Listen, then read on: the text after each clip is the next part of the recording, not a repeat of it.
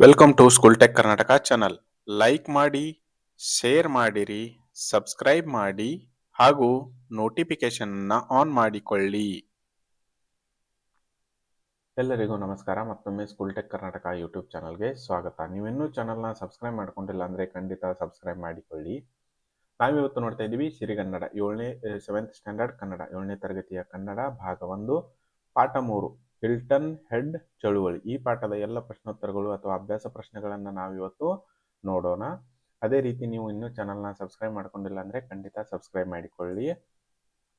ಈ channel subscribe ಮಾಡಿಕೊಳ್ಳಿ, ಯಾಕಂದರೆ ನಮ್ಮ ಚಾನಲ್ನಲ್ಲಿ ಎಲ್ಲ ತರಗತಿಗಳ ವಿಡಿಯೋಗಳನ್ನು ಹಾಕುತ್ತೇವೆ. ಉದಾಹರಣೆಗೆ ಸುವೇಗ ಸುಮೇರು ಪ್ರಶ್ನೋತ್ತರಗಳು, ಗಣಿತ, ವಿಜ್ಞಾನ, ಕನ್ನಡ, ರೇಂಬೋ, EVS ಪ್ರಶ್ನೋತ್ತರಗಳನ್ನು ಹಾಕುತ್ತೇವೆ.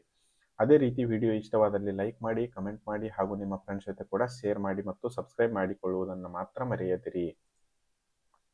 ಅಭ್ಯಾಸ ಪ್ರಶ್ನೋತ್ತರಗಳು. ಅಭ್ಯಾಸ ಕೊಟ್ಟಿರುವ ಪ್ರಶ್ನೆಗಳಿಗೆ ಒಂದು ವಾಕ್ಯದಲ್ಲಿ ಉತ್ತರಿಸಿ. 1. ಹಿಲ್ಟನ್ ಹೆಡ್ ದ್ವೀಪ ಯಾವ ಸಾಗರದಲ್ಲಿದೆ? ಉತ್ತರ: ಹಿಲ್ಟನ್ ಹೆಡ್ ದ್ವೀಪ ಅಟ್ಲಾಂಟಿಕ್ ಸಾಗರದಲ್ಲಿದೆ.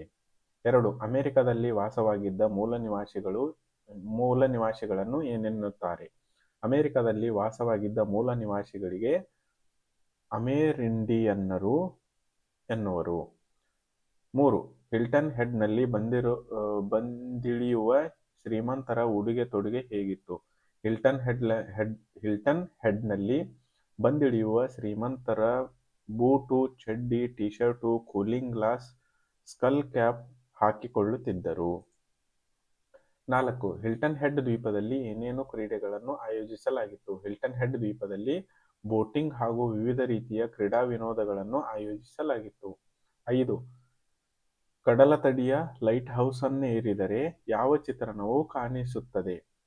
ಕಡಲತಡಿಯ ಲೈಟ್ ಹೌಸ್ ಅನ್ನೇರಿದರೆ ಅಟ್ಲಾಂಟಿಕ್ ಮಹಾಸಾಗರ, ಸಮುದ್ರದಲ್ಲೋಡಾಡುತ್ತಿದ್ದ ನೌಕೆಗಳು, ಕಡಲ ಕಾಗೆಗಳು, ನಮ್ಮ ಬಡ್ಡಿಗೆ ಬಂದಿಳಿಯುವ ರೇವನ್ ಮೈನಾಗಳು ಕಾಣಿಸುತ್ತವೆ. 6. ಹಿಲ್ಟನ್ ಹೆಡ್ನಲ್ಲಿರುವ ಸ್ಮಾರಕ ಯಾವುದು? ಹಿಲ್ಟನ್ ಹೆಡ್ನಲ್ಲಿರುವ ಸ್ಮಾರಕ ಲಿಬರ್ಟಿ ಓಕ್ ಮರವಾಗಿದೆ. ಅದೇ ರೀತಿ ಕೊಟ್ಟಿರುವ ಪ್ರಶ್ನೆಗಳಿಗೆ 2-3 ವಾಕ್ಯಗಳಲ್ಲಿ ಉತ್ತರಿಸಿ. 1. ಯುರೋಪಿಯನ್ನರು ಬಂದ ಮೇಲೆ ಹಿಲ್ಟನ್ ಹೆಡ್ನಲ್ಲಿ ಏನೇನು ಬದಲಾವಣೆಗಳಾದವು? ಯುರೋಪಿಯನ್ನರು ಬಂದ ಮೇಲೆ ಹಿಲ್ಟನ್ ಹೆಡ್ನಲ್ಲಿ ಪ್ರಾಕೃತಿಕ ಸೌಂದರ್ಯ ಅಳಿಸಿ ಹೋಯಿತು. ಆ ಸ್ಥಳದಲ್ಲಿ ಸೀ ಬೀಚ್ ಹೋಟೆಲ್ಗಳು, ಸ್ಟೇ ಹೋಮ್ಗಳು, ಗಾಲ್ಫ್ ಕೋರ್ಸ್ಗಳು ಮತ್ತು ಲಕ್ಸುರಿ ಹೋಟೆಲ್ಗಳು ತಲೆ ಎತ್ತಿದವು. 2. ಹಿಲ್ಟನ್ ಹೆಡ್ ಮೊದಲು ಹೇಗಿತ್ತು? ಹಿಲ್ಟನ್ ಹೆಡ್ ಮೊದಲು ಒಂದು ಸುಂದರ ಪುಟ್ಟ ದ್ವೀಪವಾಗಿತ್ತು. ಅಲ್ಲಿ ಪುರಾತನ ಸಸ್ಯ ಸಂಪತ್ತು, ಹಳೆಯ ಕಾಲದ ಹೊಂಡಗಳು, ಹಿನ್ನೀರಿನ ಕೋವುಗಳು, ಕಡಲ ತೀರದ ಸಸ್ಯಗಳು ಮತ್ತು ಕಾಡಿನ ಮರಗಳು ಇದ್ದವು. 3. ಹಿಲ್ಟನ್ ಹೆಡ್ನ ಸ್ಮಾರಕ ಮರದ ಬಗ್ಗೆ ವಿವರಿಸಿ. ಅದು ಲಿಬರ್ಟಿ ಓಕ್ ಮರ. 50ರ ದಶಕದಲ್ಲಿ ಪರಿಸರ ಸಂರಕ್ಷಣೆಗಾಗಿ ಜನ ಒಗ್ಗೂಡಿ ಪಣ ತೊಟ್ಟಿದ್ದು ಈ ಮರದಲ್ಲಿಯೇ. ಇದು ಸಂರಕ್ಷಿತ ಜಾಗ. ದಯವಿಟ್ಟು ಕಟಕಟೆಯ ಒಳಗೆ ಪ್ರವೇಶ ಬೇಡಿ ಎನ್ನುವ ಫಲಕವನ್ನು ನೆಟ್ಟಿದ್ದರು. ನಂತರ ಈ ಮರದ ಸಾನ್ನಿಧ್ಯ ಎಷ್ಟು ಪ್ರಸಿದ್ಧವಾಯಿತು ಎಂದರೆ ಎಷ್ಟೋ ವಿವಾಹಗಳಾಗಿವೆ ಎಂದು ಲೇಖಕರು ಹೇಳುತ್ತಾರೆ. 4. ಹಿಲ್ಟನ್ ಹೆಡ್ ದ್ವೀಪದಲ್ಲಿ ಏನೇನು ಕಟ್ಟಡಗಳು ನಿರ್ಮಾಣಗೊಂಡವು? ಹಿಲ್ಟನ್ ಹೆಡ್ ದ್ವೀಪದಲ್ಲಿ ಸೀ ಬೀಚ್ ಹೋಟೆಲ್ಗಳು, ಸ್ಟೇ ಹೋಮ್ಗಳು, ಗಾಲ್ಫ್ ಕೋರ್ಸ್ಗಳು ಮತ್ತು ಲಕ್ಸುರಿ ಹೋಟೆಲ್ಗಳು ಹೀಗೆ ಹಲವಾರು ಕಟ್ಟಡಗಳು ನಿರ್ಮಾಣಗೊಂಡವು. ಈ ಕಟ್ಟಡಗಳ ಜೊತೆಗೆ ರಸ್ತೆಗಳು, ಸೇತುವೆಗಳು ಕೂಡ ನಿರ್ಮಾಣಗೊಂಡವು. 5.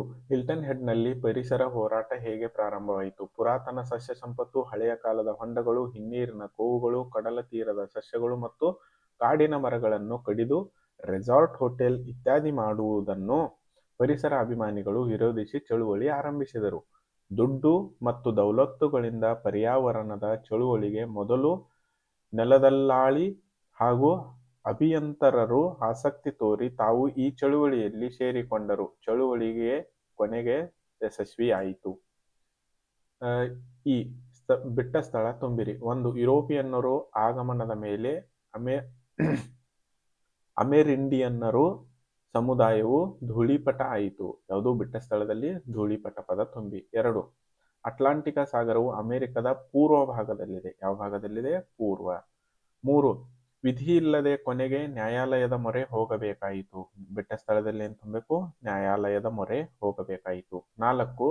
ಕಟ್ಟಡಗಳಿಗೆ ತೋರುತ್ತಿದ್ದ ಅಭಿಯಂತರ ಶ್ರದ್ಧೆಯನ್ನೇ ಜನ ಪರಿಸರಕ್ಕೂ ನೀಡತೊಡಗಿದರು. ಉತ್ತರ ಯಾವುದು? ಅಭಿಯಂತರ. ಅದೇ ರೀತಿ ನಾವಿನ್ನು ಮುಂದಿನ ಪ್ರಶ್ನೆ ನೋಡೋಣ. 5. ದ್ವೀಪದ ಸೌಂದರ್ಯವನ್ನು ಹೆಚ್ಚಿಸಿಕೊಳ್ಳಲು ಮೊದಲು ಎಲ್ಲರೂ ಸೇರಿ ಮಂತ್ರಾಲೋಚನೆ ನಡೆಸಿದರು. ಯಾವುದು? ಮಂತ್ರಾಲೋಚನೆ. 6. ಹೋರಾಟ ಮುಂದುವರಿದ ಬಳಿಕ ಹಿಲ್ಟನ್ ಹೆಡ್ ನಂದನವನದಂತೆ ಕಂಗೊಳಿಸತೊಡಗಿತು. ಯಾವುದು? ನಂದನವನದಂತೆ. ಅದೇ ರೀತಿಯನ್ನು ಈ ಕೆಳಗಿನ ಶಬ್ದಗಳಿಗೆ ವಿರುದ್ಧಾರ್ಥಕ ಶಬ್ದಗಳನ್ನು ಬರೆಯಿರಿ. ಮಾದರಿ: ಆಗಮನ, ನಿರ್ಗಮನ. 1. ಲಾಭ, ನಷ್ಟ. 2. ಚುರುಕು, ಮಂದ. 3. ಪುರಾತನ, ನವೀನ.